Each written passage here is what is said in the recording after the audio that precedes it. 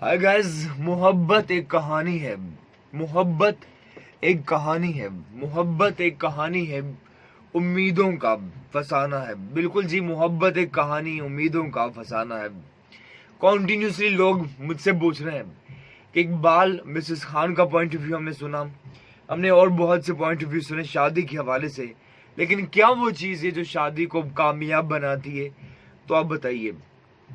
देखिए, मैंने बारहा काफी मर्तबा ये बात कही कि दो शख्स थे जो आपस में एक दूसरे से बहुत मोहब्बत करते थे, बहुत प्यार करते थे। एक वक्त के बाद मंगनी, फिर शादी हो जाती है, और शादी से पहले उन्हें ये लगता था कि वो एक दूसरे के बिना रह ही नहीं सकते, एक दूसरे के बिना उनकी जिंदगी कट ही नहीं सकती।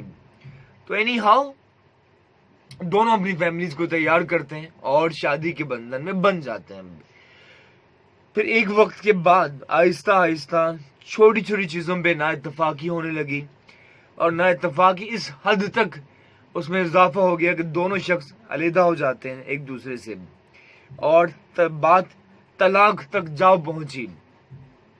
तो आप खुद बताइए, इतनी मोहब्बत थी, प्यार था, सब कुछ था, और दोनों लोग सही थे, दोनों की नीयत में कोई खराबी नहीं थी।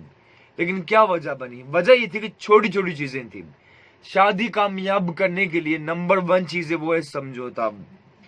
बहुत से लोग कहते हैं नहीं, हम अपनी जिद में अड़े रहते हैं, हमें जो लगता है हम वही करते हैं, हमें जो अच्छा लगता है वही करते हैं। शादी के बाद ऐसा नहीं होता। शादी के बाद आपको कॉम्प्रोमाइज करना होता है, बाज औकात बल्कि कई मर्तबा अपनी, कहते ना कि किसी की जीत के लिए अपने आप को हारना भी होता है। तो बाज औकात आपको अपने पार्टनर की जीत के लिए खुद हारना होता है, कभी कभी झुकना होता है, ये सब कुछ करना होता है। यानी कि सिंपली कॉम्प्रोमाइज जरूरी है जी। खुद में एज अ टीवी आर्टिस्ट में देखता हूँ कि शोबिस में बहुत ज्यादा जो डिवोर्स की वजह, तलाक की वजह, लोग झुकते नहीं है।